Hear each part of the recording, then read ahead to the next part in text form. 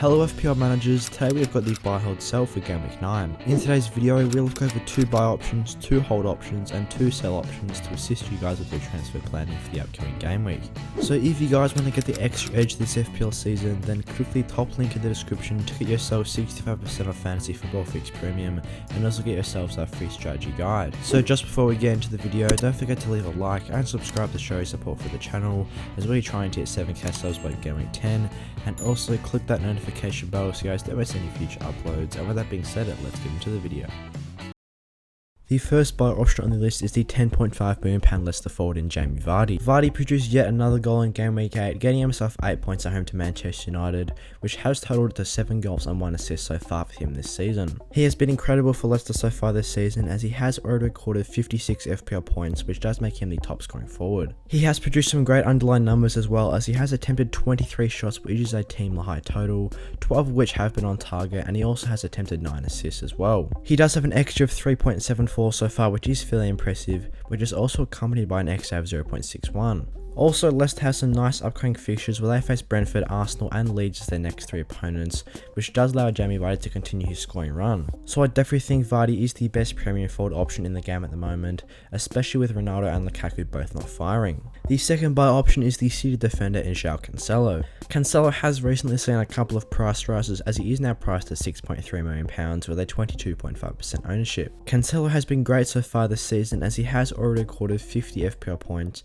which does actually make him the top scoring defender in the game. This has come about as he has already produced 2 assists and 6 clean sheets so far this year, as Man City have been looking very solid defensively once again. He also has a number 2 ICT index rank for defenders, highlighting his good attacking threat, as he is always getting into good positions. Cancelo's underlying numbers have been very impressive so far, as he's actually taken a team high total shots of 13, 2 of which have been on target, and he also has attempted 9 assists. He has a decent XG of 1.19 and an XA of 0.72, which are both very nice underlying numbers, especially for a defender. So with Man City's nice fixtures of Brighton, Palace, United and Everton as their next 4, it definitely could be a good time to jump on João Cancelo if you don't already have him, as he is always providing good defensive solidarity in their Man City defense and has very good attacking threat as well. Looking forward now to the hold options, Romelu Lukaku is the first hold option on the list, as despite blanking for a 4th week in a row for Chelsea, he still has some good upcoming fixtures. The Chelsea forward has been a bit out of sorts recently, but did get himself an offside goal in each of his last 2 matches,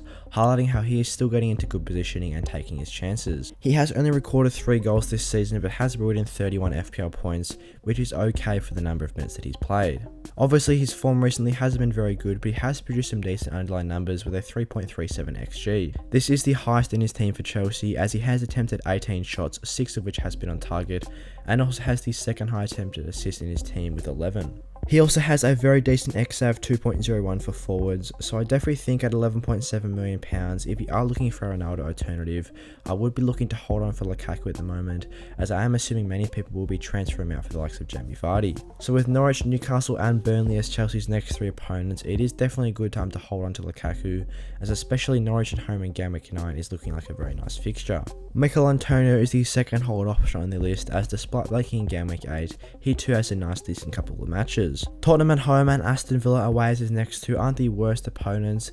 Obviously these fixtures could be better, but he has already recorded 50 FPL points so far and has been looking in very good form this season. This is why he has the number 1 ICT in this rank for forwards, as he has produced 5 goals and 4 assists so far this term. His underlying numbers of course are very impressive as well, with a total shots of 31 so far this year, 12 of which have been on target, as he also has attempted 18 assists. His XG figures of 5.01 and XA figure of 2.34 are also very impressive for forwards, so I definitely think at around that £8.1 million price tag he still is one of the better options. He has been one of the most transferred players so far this week, but with Spurs at home and Villa away as his next 2, it definitely could be a good time to hold on to him for these games, as Spurs did concede 2 goals this week to Newcastle and Aston Villa conceded 3 to Wolves. Luke Shaw features on the sell list once again, as he did fail to produce returns in game week 8, blanking against Leicester. He couldn't manage to record a single point in game week 8, as Leicester put 4 goals past Manchester United, as their defensive woes do continue. Shaw has been very underwhelming so far this season, only producing 20 FPL points,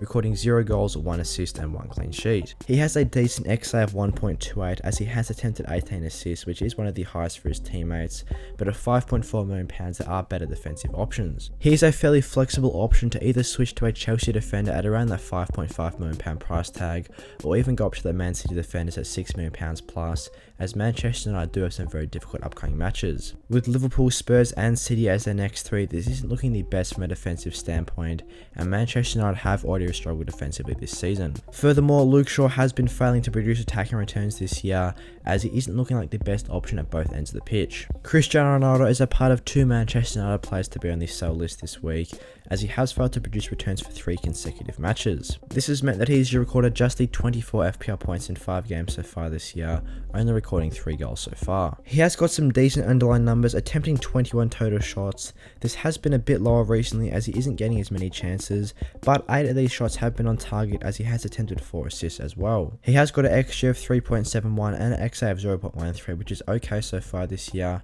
but I definitely think at £12.5 million he will be expecting more attacking returns. With the likes of Vardy and Lukaku coming into good fixture runs and Harry Kane picking up a goal and an assist in game week 8, he's probably not the best premium forward option at the moment. As I touched on before with Luke Shaw, United also have some difficult upcoming fixtures where they face Liverpool at home, Spurs away and Man City at home as the next 3, so it will definitely be difficult for Ronaldo to get back to his scoring ways in the Premier League. His price has dropped by £0.2 million recently to £12.5 million, and this could be projected to drop lower in the coming days, so I definitely think it could be a good time to move him on early.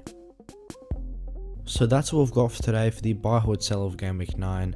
I hope you guys enjoyed the video. If you did, give it a like and subscribe to show your support for the channel as we're trying to hit 7k subs by Game Week 10, and also click that notification bell so you guys don't miss any future uploads, and leave a comment on what you guys thought of this video and what are your transfer plans for the upcoming game week. And with that being said, I'll see you guys in the next one.